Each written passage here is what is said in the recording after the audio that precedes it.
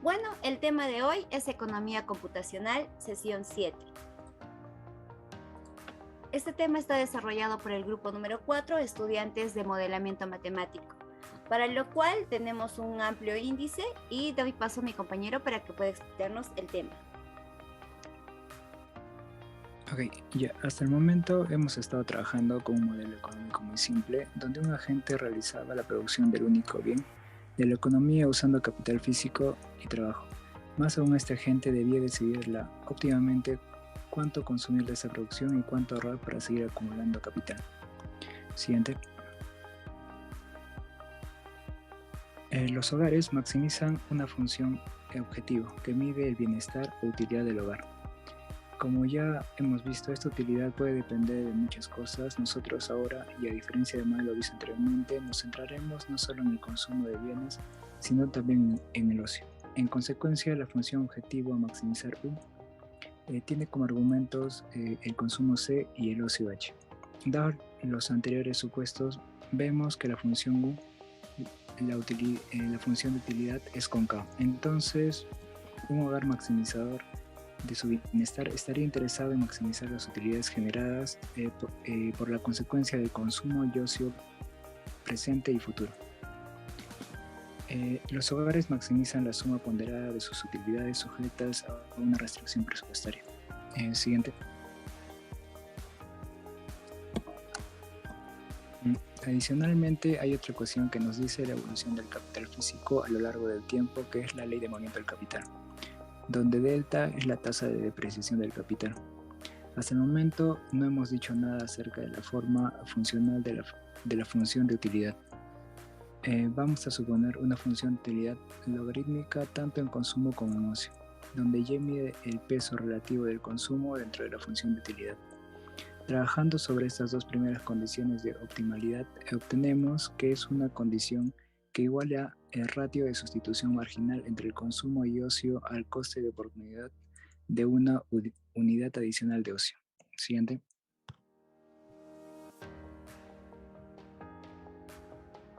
Continuando con las empresas, las mismas que para poder producir el único bien de la economía, lo que hacen es contratar en mercados competitivos los factores de producción, los cuales vienen a ser el trabajo y el capital físico. Además de eso, tenemos que tener en cuenta que la tecnología que atienden a la disposición de las empresas está dada por la siguiente ecuación. Entonces podemos ver a Y sub T como la producción total, Z sub T como la productividad total de los factores K sub T y L sub T, que vendrían a ser las cantidades contratadas respecto al capital físico y trabajo. Además de que tienen que cumplir con tres propiedades que son los rendimientos constantes en la escala productividades marginales positivas, pero decrecientes, y que cumplan con la condición de INADA. Siguiente, por favor.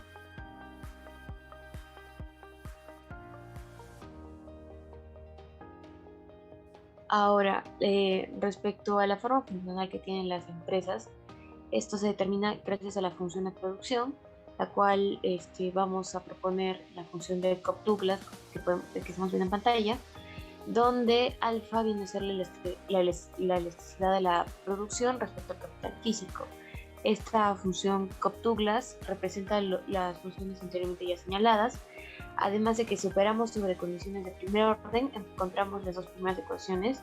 Además de la tercera, estas indicarían la proporción de rentas de capital en relación a la renta de trabajo, que viene a ser constante. Siguiente, por favor.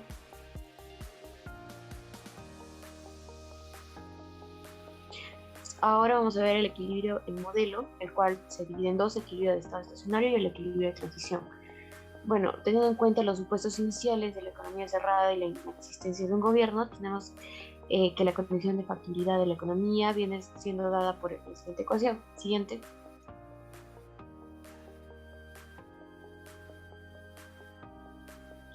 Además, dadas las condiciones iniciales, un equilibrio competitivo para esta economía es una secuencia de decisiones óptimas para los hogares, luego sería una consecuencia de planes de producción para la empresa para poder atender las decisiones óptimas de estos hogares, y finalmente sería una consecuencia exógena.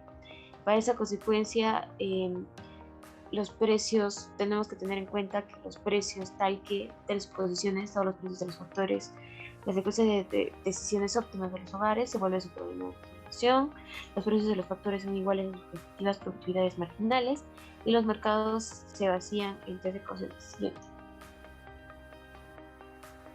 Bueno, continuando con la exposición, tocaremos el punto de la calibración. La calibración suele consistir en escoger el valor de los parámetros de tal forma que permita que el modelo replique ciertos hechos estilizados dentro de la economía. Dentro de ello se muestran etapas del proceso de calibración. Primero está la determinación de los números de parámetros, que básicamente consiste en hacer explícitas las formas funcionales de distintas ecuaciones que componen el modelo, ¿no? Siguiente diapositiva, por favor. Luego tenemos el segundo punto, que es la determinación de los objetivos de calibración. En esta etapa, básicamente lo que tenemos que encontrar es el mismo número de objetivos de calibración que se ha visto dentro del primer punto. Y por último, tenemos la evaluación de los resultados cuantitativos. El último paso, que es consiste básicamente en poder atribuir valores a todos los parámetros del modelo, utilizando los objetivos de calibración. Siguiente diapositiva, por favor. Bueno, luego tenemos la determinación del número de parámetros respecto a las preferencias. Para ello tenemos que hacer explícitas las formas funcionales de las ecuaciones. Para este caso hemos escogido la función de utilidad y la función de producción, como se muestra en pantalla. Respecto a la función de utilidad debemos de recordar que esta puede ser funcional, similar a la que ha sido escogida por Long y Plosser en 1983 o la de Plosser de 1989. Siguiente diapositiva, por favor. Luego tenemos la determinación del número de parámetros respecto a la tecnología. Como se ve en pantalla, aquí se ha tomado en cuenta la función de producción. Esta función es muy utilizada dentro de la literatura económica. Debemos recordar que alfa es la elasticidad de producción respecto al capital físico. Como sabemos, dentro de estos parámetros se tienen 7 parámetros, 2 de preferencias de individuos y 5 que describen la tecnología. Continuando con el estado estacionario, este es un equilibrio en el cual el valor de las variables se mantiene constantes respecto al tiempo, lo cual implicaría que es irrelevante su índice temporal, por lo cual podríamos eliminarlo o en su lugar añadir una barra. Entonces, al momento de hacer estos cambios, tendríamos un nuevo sistema de ecuaciones, el cual son 7. Siguiente.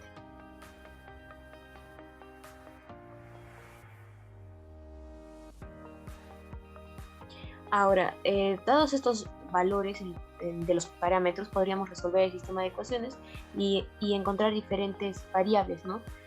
Tanto combinar la ecuación número 2 para poder obtener el tipo de interés bruto, o combinando diferentes ecuaciones como la 2 y la 3 para obtener la ecuación 8, y así sucesivamente. Siguiente.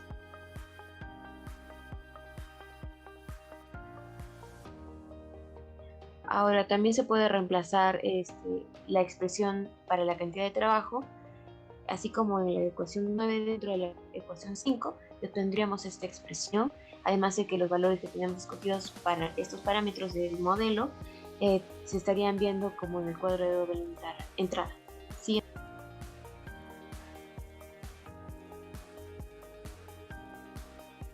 Bueno, ahora hablaremos acerca de la senda de transición. En este sentido se consideran 4 supuestos. El primero, que es calcular la dinámica de los distintos agregados macroeconómicos y los precios de los factores, considerando 2 perturbaciones. La perturbación temporal, que consiste en que la senda de las variables está en relación a las desviaciones respecto al estado estacionario.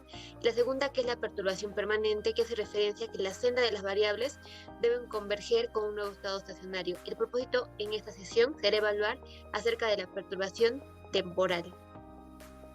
En ese sentido, se considera el proceso autorregresivo de primer orden, el cual es parte del proceso de la productividad total. Se presenta en pantalla la ecuación y también se asume 3 supuestos, que es que ρ va a ser igual a 0,95, la desviación estándar igual a 0,01 y la productividad total de los factores es solo 1% en un solo periodo, que en este caso es t. Además, en pantalla se presenta la evolución de la diferencia de la productividad total de los factores, cada uno relacionado al estado estacionario. A partir del análisis de los gráficos anteriores se deduce tres supuestos. El primero es que si la productividad total de los factores aumenta, también aumenta la producción respecto al estado estacionario. Además, si aumenta el consumo, aumenta la inversión, esto va a ser respecto al estado estacionario y eso también se presentaba en los gráficos anteriores. Y finalmente, si la inversión aumenta, va a aumentar el stock del capital. Muchas gracias. Esto ha sido la presentación del grupo número 4 sobre el tema de economía computacional.